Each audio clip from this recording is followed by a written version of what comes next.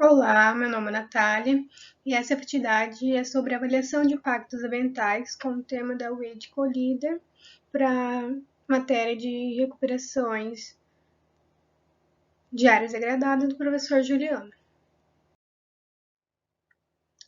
A usina hidrelétrica de Colíder está sendo construída na região norte do Mato Grosso, no município de Nova Canaã do Norte e Itaúba. A obra é integrante do Programa de Aceleração do Crescimento do Governo Federal e será o primeiro de 5 aproveitamentos hidrelétricos previstos para serem instalados no rio Telespires. Faz parte de um projeto de expansão hidrelétrica do Brasil na área da bacia do rio Tapajós, um dos principais afluentes do rio Amazonas. Aqui temos duas imagens da usina hidrelétrica. Do lado esquerdo nós podemos ver as turbinas dela. Aspectos gerais e histórico do processo de licenciamento do projeto analisado. No dia 1 de 12 de 2009, ocorreu o licenciamento prévio da viabilidade ambiental do empreendimento. O processo de licenciamento foi realizado no dia 13 de 12 de 2010 e com data de finalização para o dia 20 de 12 de 2013. Todas elas foram feitas pelo SEMA. Ocorreu 3 audiências públicas de licenciamento ambiental do MRIMA. No dia 1 de 3 de 2011, ocorreu a ordem de início das obras. Dia 15 de 5 de 2011, o lançamento da pedra fundamental do empreendimento. E no dia 4 de 10 de 2013, teve a finalização do desvio do rio Telespires feita para a usina hidrelétrica de Colíder. Equipe responsável pela elaboração. Temos a Copel, a Companhia Paranaense de Energia, pessoas da própria usina hidrelétrica de Colíder, temos como diretor, assessoria, supervisores, entre outros, e a empresa consultora responsável pelo estudo de impacto ambiental, a JGP Consultoria e Participações, que a maioria das pessoas que estão participando desse estudo de impacto ambiental são formados, a maioria, por engenheiros e profissionais especializados como biólogos. O empreendimento geral e localização.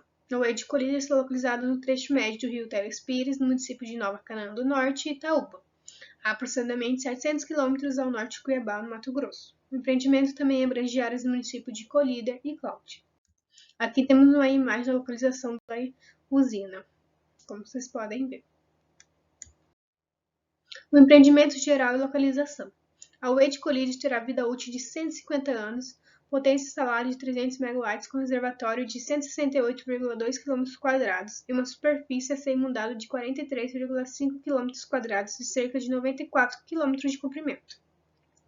A usina deve operar em nível de água normal de 268,50 metros, que será responsável pela produção de energia elétrica e distribuição, além que é o suficiente para atender o consumo de uma cidade com 850 mil habitantes. Área de influência do empreendimento.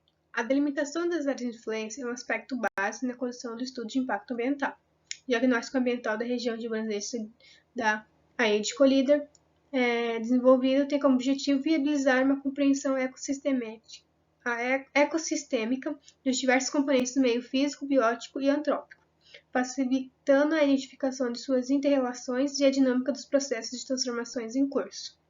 Atende a essa diretriz geral, o diagnóstico é estruturado pelo sistema de aproximações sucessivas, ou seja, analisa-se em primeiro lugar todos os aspectos de interesse da escala macro-regional, como as áreas de abrangência regional e área de influência indireta, de forma a contextualizar e facilitar em uma segunda instância a análise mais detalhada no nível local, como a área de influência direta.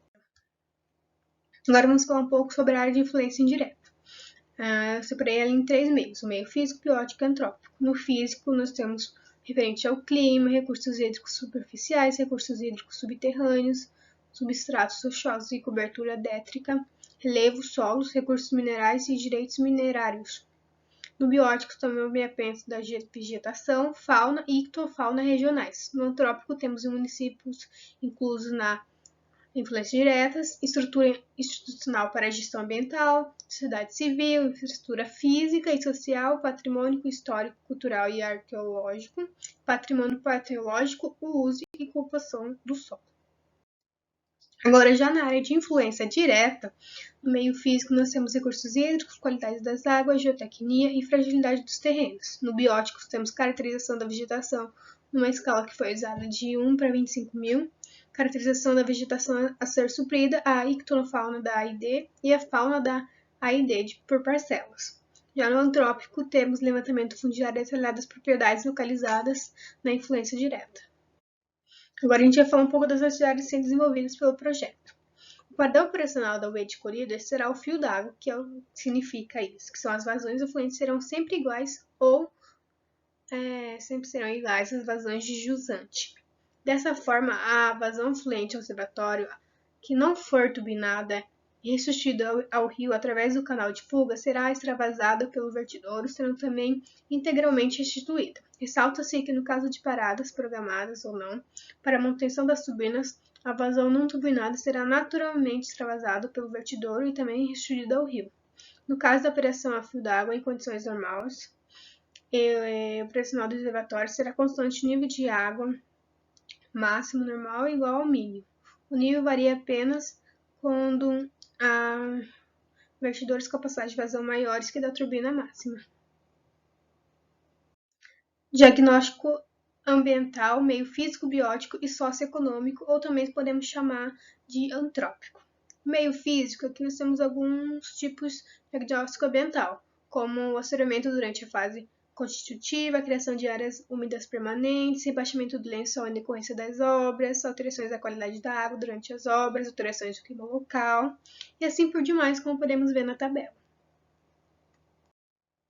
Já no meio biótico, nós temos a alteração da dinâmica da população de vetores, redução da cobertura vegetal nativa, aprisionamento de peixe nas áreas ensecadas, óbito e fuga de animais durante a atividade de desmatamento e durante o enchimento do reservatório e muito mais, como vocês estão vendo na tabela também. Já no meio antrópico, nós temos alteração na paisagem, gerações de expectativas na população sobre a obra, interferência com a pesca e apropriação da capacidade de treinamento das vias locais por veículos de serviço das obras, interferência com áreas de atividades de lazer da população local, saldos migratórios negativos ao fim da construção, riscos de tensões entre mão de obras e locais, e muitos outros, como que a gente acabou de ver. Agora a gente vai falar sobre a avaliação dos impactos ambientais. A correlação entre as 44 ações impactantes e os 17 componentes ambientais passíveis a serem impactados permitiu identificar um total de 59 impactos potencialmente claramente diferenciáveis entre si.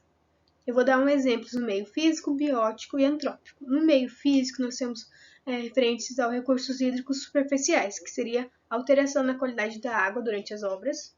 No relevo e solos, nós temos a criação de áreas úmidas permanentes. Já no clima e qualidade do ar, nós temos a alteração na qualidade do ar local das obras e alterações do clima também local. No meio biótico, nós temos a cobertura vegetal, que seria a redução da cobertura vegetal nativa. Fauna alcática e demais organismos, nós temos alterações nas populações de peixes no rio Telespires, na fase de operação. E na fauna terrestre, perturbação e afunilamento da fauna terrestre durante as obras. No meio antrópico, nós temos a dinâmica demográfica e condições de vida da população, que seria a perda de moradias e fonte de rendimentos substanciais. Nas atividades econômicas e financeiras públicas, nós temos interferência na pesca artesanal profissional. E na saúde pública, nós temos risco à saúde pública durante a construção da usina. Agora, vamos falar sobre medidas mitigadas e compensatórias. A identificação dos impactos potenciais atribuídos à construção e operação da usina de Colíder permite planejar as estratégias para sua mitigação através da proposição de medidas de prevenção, mitigação ou compensação desses impactos ambientais potenciais. Então, como que é feito? Eles separam em 2 programas, o Programa de Gerenciamento Ambiental da Construção e o Programa Socioambientais. Dentro desses 2 programas, existem vários outros programas, subprogramas que estão presentes, como, por exemplo, os que eu citei ali, Programa de Resgate, Conservação e Monitoramento da Fauna Terrestre, Programa de Gestão Ambiental e Sociopatrimonial do Reservatório. E também há vários monitoramentos também, principalmente no Programa de Sócios Ambientais. E agora a gente vai falar sobre o empreendimento na atualidade. O prazo da construção e operação da hidrelétrica foi estendido até 2017. Todo o material rochoso usado na construção da usina, tanto na sua produção de concreto quanto no barramento do rio, é extraído de uma pedreira existente no canteiro de obras, que essa ideia foi feita para diminuir o combustível, vários outros impactos ambientais, em vez de ir para um outro lugar mais distante para poder trazer de novo para a usina, foi feito isso. A Copel também recebeu autorização da Agência Nacional de Energia Elétrica para iniciar a operação comercial da terceira unidade geradora de energia da usina hidrelétrica de Colíder no dia 21 de dezembro de 2019.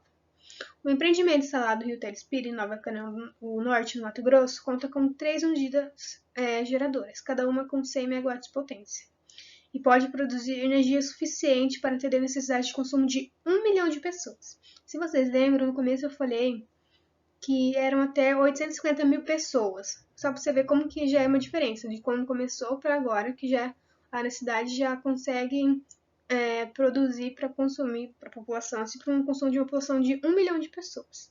Então, por hoje é só. Muito obrigada.